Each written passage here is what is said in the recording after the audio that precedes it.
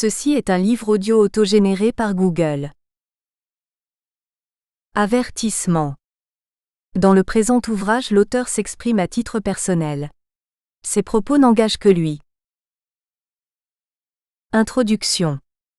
Avec 3 décennies de recul, l'assujettissement des économies au pouvoir des banquiers paraît limpide. Il procède d'une triple automutilation des États.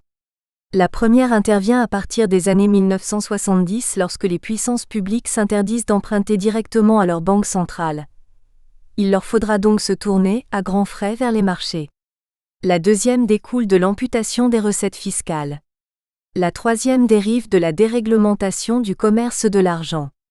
Dès lors, les institutions de crédit prennent la barre. Au début des années 1990, les profits des banques américaines dépassent ceux de l'industrie manufacturière. Si j'ai choisi de commencer cet essai de manière peu orthodoxe en insistant sur les dérives du système financier mondial et du système européen en particulier, c'est parce que, à mon sens, Pierre Rymper résume de manière concise et claire la situation de domination du monde par les financiers. La banque et la finance constituent une nouvelle religion mondiale. Cette nouvelle religion formate, gère, s'immisce, gangrène les esprits, l'être et la vie sociale. D'outils de création de richesse et d'activité, elle est devenue la pompe qui se nourrit, qui aspire la richesse au profit d'une minorité. Si par hasard un événement vient perturber cette belle machine, les pots cassés sont payés par les utilisateurs ou par les États. C'est dans cette optique que nous allons aborder la question de la crise économique européenne et de ses conséquences. L'édification de l'Union européenne, lente, laborieuse et imparfaite, a été difficile. En très peu de temps, cet édifice a failli tomber en ruine et il n'est pas encore tout à fait sauvé. Mais à travers les exemples récents de gestion de la crise économique, nous observons de plus en plus de voix se lever contre cette Europe que nous connaissons et que nous sommes incapables de reconnaître. Sur ce motif, la Grèce, soumise à un régime d'austérité de plus de 5 ans, politique qui a conduit le peuple grec dans la misère et fait exploser la dette du pays, a élu à sa tête un gouvernement de la gauche radicale en janvier 2015. La volonté manifeste du peuple grec de s'en sortir par l'abandon de l'austérité stérile s'est clairement exprimée. Dans ce domaine, nous allons voir comment cela a été perçu par les prêteurs et par les autres pays européens. De même, le cas particulier de Chypre, autre pays à mémorandum, servira d'exemple dans notre étude des différentes méthodes de gestion des crises économiques. Nous mènerons notre étude en partant des exemples de ces 2 pays, exemples ô combien caractéristiques de la politique libérale de l'Europe d'aujourd'hui, tout en extrapolant vers d'autres paradigmes lorsque cela sera jugé nécessaire. Ces 2 exemples illustrent en effet parfaitement la volonté cachée derrière les décisions prises et les objectifs visés par les principaux acteurs dans ce jeu. Néanmoins, nous demeurons persuadés qu'une autre Europe est possible, une Europe respectueuse des valeurs humanistes qui ont jalonné sa formation. Chapitre 1 : La crise économique chypriote. 1. Les raisons de la crise d'Europe. Commençons par poser le problème de la crise économique européenne, qui a son fondement sur un fait indéniable. L'euro est encore actuellement aux prises avec des problèmes structurels qui lui sont propres. Son architecture s'est avérée défaillante, menant de la sorte à la naissance de déséquilibres qui se sont accumulés au fur et à mesure. De l'autre côté, la mondialisation exige à notre sens un surcroît d'unité européenne et une plus grande unité passe nécessairement par une plus grande intégration. Cela passe par l'acceptation de l'idée que nous sommes tous embarqués sur le même bateau, que nous faisons partie de la même communauté d'intérêts, et que nous sommes face à une interdépendance de nos destinées. En même temps, cela exige de chacun un véritable sens des responsabilités communes et une solidarité indéfectible. Cela présuppose également le renforcement des fondements sur lesquels repose l'Union. Le respect des valeurs fondamentales, de l'état de droit et de la démocratie. Une union politique implique aussi que l'Union redouble d'efforts pour jouer le rôle qui est le sien sur la scène mondiale. Partager sa souveraineté en Europe, c'est en réalité renforcer sa souveraineté dans un monde globalisé, car les États européens pris séparément ne peuvent rivaliser avec les grands ensembles économico-politiques. Unis, ils peuvent peser sur le devenir du monde. Nonobstant, avant tout, le message de l'Europe doit être un message de liberté, de démocratie, de primauté du droit et de solidarité, soit les valeurs européennes fondamentales. Le message européen doit être également celui du respect de la culture de chacun, afin de voir une Europe proche de ses citoyens et les citoyens impliqués dans cette construction. Ce que nous constatons, c'est la réticence et la méfiance grandissante des populations concernées, et l'abstention actée lors des dernières élections européennes en est une des preuves. Cette situation questionne la légitimité démocratique.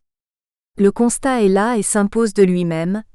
Les traitements technocratiques et souvent superficiels des questions qui touchent la vie quotidienne des citoyens européens ne contribuent pas à la création d'un climat de confiance à l'égard des institutions, et la crise économique des 5-6 dernières années en a été le détonateur. Les faiblesses structurelles de l'Europe, le manque de clarté institutionnelle et l'absence de l'humain, voire de l'humanisme, ont été le révélateur des dures réalités européennes et des déficits. Je pense notamment au conflit Nord-Sud, sous-jacent en permanence. Nous sommes confrontés à l'émergence d'une différenciation entre les pays riches du Nord et les pays pauvres du Sud de l'Europe, et nous constatons que de plus en plus, les pays du Nord imposent leur point de vue sur la construction européenne et obligent les pays du Sud à suivre, en sacrifiant énormément à la rigueur économique et en adoptant des politiques d'austérité flagrantes. Comme je le disais plus haut, le fait est que l'Union européenne ne possédait pas le cadre approprié pour la gestion efficace de la crise économique, et la promotion de l'union monétaire avant même d'établir le bon fonctionnement de l'union économique a eu des résultats catastrophiques. Nous assistons à un renfermement national, de plus en plus visible, et à la tentation de la jouer perso, dans la mesure où les institutions européennes et l'acquis permettent d'avoir des comportements disparates dans des domaines aussi primordiaux que la législation du travail et la politique fiscale, pour ne prendre que les éléments les plus visibles. Par la même occasion, cela mène à des situations telles que le LuxLeaks ou la question du plombier polonais, qui revient en permanence dans le débat européen. Le dumping social ou fiscal est devenu une triste réalité entre pays membres de l'UE, et le terme solidarité entre partenaires tend à devenir une coquille vide dans l'Europe actuelle. 2. La crise économique chypriote, généralité. Dans la nuit du 16 au 17 mars 2013, un accord fut conclu entre Chypre et la Troïka, Fonds monétaire international, Banque centrale européenne, Commission européenne. Cet accord prévoyait qu'afin d'obtenir une aide, un crédit, à hauteur de 10 milliards d'euros de la part de la Troïka, Chypre devait trouver des fonds propres à hauteur de 5,8 milliards d'euros. Cette somme était exorbitante pour l'économie du pays dont le produit intérieur brut, PIB, s'élève à moins de 18 milliards d'euros. Elle était néanmoins dérisoire pour la zone euro, le PIB de l'île ne représentant que les 0,2% du PIB de l'ensemble de la zone euro. La justification d'une telle exigence était basée sur le fait que les membres de la zone euro se sont aperçus, j'aurais tendance à dire d'un seul coup, comme s'ils tombaient des nues, que le secteur bancaire chypriote était démesurément grand par rapport à l'économie réelle du pays. Quelques années auparavant, en 2004 plus précisément, année de l'adhésion de Chypre dans l'Union, ce même secteur était toujours aussi important et étendu, mais personne n'a trouvé à redire quoi que ce soit. Les négociations d'adhésion, qui ont permis au pays de s'adapter aux pratiques européennes, se sont déroulées sans encombre. L'économie de l'île était même citée en exemple pour les autres pays candidats à l'adhésion. Nonobstant, la décision a été prise et elle ne pouvait être négociée ou mise en question. La menace de fermeture des banques au moyen de l'arrêt de l'aide d'urgence, Emergency Liquidity Assistance, est là. Notons également que cette politique a été aussi appliquée à la Grèce, au moment du référendum sur le plan proposé par la Troïka. L'impact sur les Chypriotes fut terrible. Au 16 mars 2013, lendemain de la décision, les Chypriotes étaient abasourdis. Ils n'arrivaient pas à réaliser ce qui leur tombait sur la tête. L'effort demandé et les sacrifices demandés étaient énormes. Pour la première fois, le principe d'une participation du secteur privé à la restructuration des banques était maintenu dans le dispositif d'aide. La solution retenue était celle soutenue par le FMI et adoptée par l'Allemagne. Elle consistait en une participation des créanciers des 2 premières banques du pays à leur sauvetage. En d'autres termes, faire payer les déposants et les actionnaires de ces banques. Dès l'adoption du premier plan de sauvetage de l'économie chypriote, Céline Antonin, économiste à l'Observatoire français des conjonctures économiques, tirait la sonnette d'alarme dans une interview accordée au quotidien Le Monde, 18 mars 2013, version électronique du journal.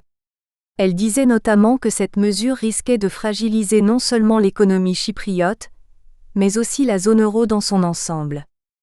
Répondant à la question, quel risque comporte sa mise en œuvre pour l'économie chypriote ? Céline Antonin précisait : ce qui fait la spécificité de l'économie chypriote, c'est son système bancaire très développé, avec des taux de rémunération très attractifs et une forte présence russe. Parmi les pays auxquels on a prêté de l'argent, il n'y a aucun équivalent. L'exigence européenne est très spécifique au cas chypriote, et je ne pense pas que l'on aurait pris cette décision pour un autre pays. Concernant les risques macroéconomiques, la taxe sur les dépôts bancaires, associée à un relèvement de l'impôt sur les sociétés, risque de faire fuir les capitaux étrangers et encore une fois, les capitaux russes. D'autre part, cette ponction sur la richesse des ménages va provoquer une chute de la consommation et par conséquent, un effet récessif sur le produit intérieur brut. Elle précisait ensuite que malgré la singularité du cas chypriote, on ne pouvait exclure un risque de contagion à l'échelle européenne, non seulement du fait d'une panique bancaire qui pourrait inciter les déposants d'autres pays européens en difficulté à retirer leur argent des banques, mais aussi du fait de la mise en œuvre de mesures similaires ailleurs, dans d'autres pays, même si l'Eurogroupe a tenté de rassurer tout le monde en soulignant que Chypre resterait un cas isolé. Ces conséquences sont potentiellement d'autant plus graves que le secteur bancaire est déjà très affecté dans certains pays, tels l'Espagne et l'Italie, concluait-elle. Le plan de sauvetage de l'économie chypriote fait une première victime. La banque Laiki Bank, la deuxième banque commerciale du pays, devait faire faillite. Un prélèvement d'abord de 37,5% sur les dépôts était décidé avec en outre 22,5% de ces montants demeurant gelés dans l'attente de connaître le montant total et définitif de la ponction. De l'autre côté, les actifs sains et les dépôts de moins de 100 000 € étaient transférés à la Banque de Chypre, banque privée qu'il ne faut pas confondre avec la Banque centrale de Chypre, la plus grande banque commerciale du pays. Les déposants de celle-ci ont également été ponctionnés de la même manière que ceux de la Laiki. La Banque de Chypre récupérait également les dettes que la Laiki Bank a contractées sous forme de facilité de caisse, et là, auprès de la Banque centrale européenne. Ces dettes s'élevaient au moment de la signature de l'accord à 9 milliards d'euros, c'est-à-dire l'équivalent de la moitié du PIB du pays. La mise en faillite de la banque Laiki et les prélèvements prévus sur les dépôts supérieurs aux 100 000 € garantis devaient permettre de dégager près de 6 milliards d'euros, destinés notamment à recapitaliser la Banque de Chypre, qui devenait du coup le poumon économique de l'île et sans laquelle aucune sortie de la crise n'était envisageable pour l'État insulaire, vu la solution adoptée. Nous analyserons le contenu de cette solution dans un chapitre ultérieur. Ce mécanisme de renflouement interne des banques, appelé buy-in, terme utilisé sur le plan international, a permis dans le même temps une réduction de moitié du secteur bancaire local. L'accord prévoyait en outre la mise en place d'un dispositif de contrôle des mouvements de capitaux, afin d'éviter le bank run. Néanmoins, jusqu'au mois de juin 2013, de sommes énormes pour l'économie du pays ont quitté les banques chypriotes. Dans un premier temps, l'État chypriote a été amené à recapitaliser la Laiki Bank à hauteur de 1,8 milliard d'euros, dès le mois de mai 2012. Compte tenu de ces difficultés, les besoins de financement de Chypre étaient alors estimés à 17,5 milliards d'euros, soit l'équivalent de la richesse nationale. 10 milliards de ces 17,5 devaient servir au refinancement du système bancaire. D'autre part, l'impact de la crise économique grecque fut terrible pour l'économie chypriote. L'exposition de l'économie chypriote à la dette publique hellénique s'élevait à 27 milliards d'euros, avant la restructuration de la dette grecque de février 2012, soit 140% du PIB chypriote, et celle-ci s'est traduite par une perte de 4,5 milliards d'euros pour le secteur bancaire chypriote. 3. La difficile gestation du plan de sauvetage de l'économie chypriote. Une nouveauté appelée à devenir exemple. Le premier plan pour Chypre, mis en avant et discuté au sein de l'Eurogroupe, prévoyait une taxation progressive de l'ensemble des dépôts bancaires, 6,75% en dessous de 100 000 € et 9,9% au-delà. Mais le prélèvement sur les dépôts inférieurs à 100 000 € a déclenché la colère de la population chypriote. Cela contrevenait également aux principes actés dans les directives européennes de protection des dépôts, jusqu'à 100 000 €. L'Eurogroupe s'en est aperçu rapidement et revenait sur cette décision. Le risque de bank run dans toute l'Europe était visible et il fallait l'éviter car il mettait en danger tout l'édifice économique européen. L'économie chypriote devenait un danger systémique, même si, je le répète, elle ne représente que les 0,2% du PIB de la zone euro. La confiance des Chypriotes était néanmoins touchée, et même avec la mise en place des restrictions sur la circulation des capitaux, le secteur bancaire perdait énormément de dépôts. Sur ce dernier point, rappelons quelques chiffres. L'ensemble des dépôts dans les banques chypriotes s'élevait au moment de la signature du mémorandum à un peu plus de 70 milliards d'euros.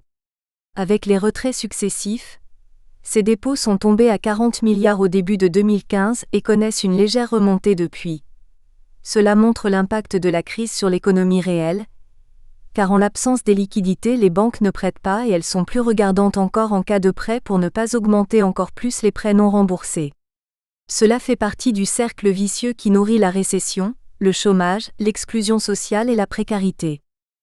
L'accord conclu donc entre Chypre et la Troïka, après une nouvelle négociation et en tenant compte du refus catégorique du Parlement chypriote d'entériner la première mouture du plan de sauvetage, reprenait sur le plan des réformes structurelles les mêmes principes que le premier plan signé une semaine plus tôt.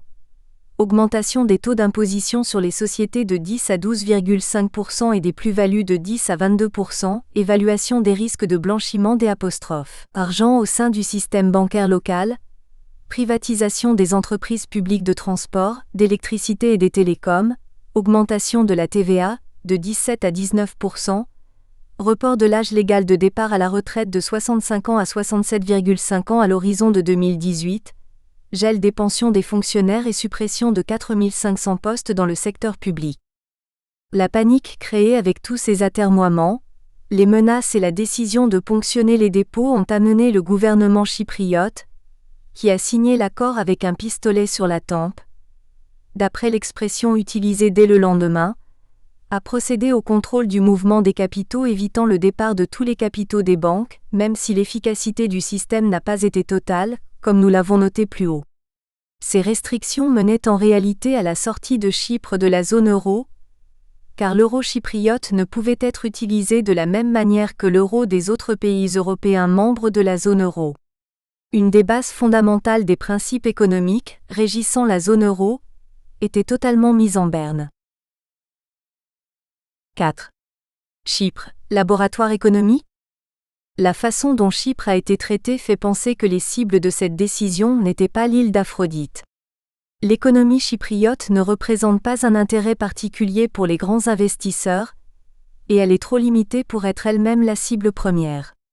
En réalité, les autres pays européens connaissant des difficultés importantes, déficits excessifs, réformes néolibérales difficiles à mettre en place, notamment l'Italie, l'Espagne voire la France, étaient avertis d'une manière détournée mais brutale. En ce moment, d'aucuns ont évoqué une chypriotisation de la zone euro. À preuve, quelques semaines seulement plus tard, bien qu'ils se soient tous Eurogroupe, Commission européenne, FMI, répandus de démentis, l'Eurogroupe adoptait à la fin juin 2013 la solution chypriote concernant les banques et l'institutionnalisait. Nous reviendrons évidemment sur... Nous espérons que vous avez apprécié cet aperçu. Pour continuer à écouter ce livre audio sur Google Play Livres, utilisez le lien dans la description de la vidéo.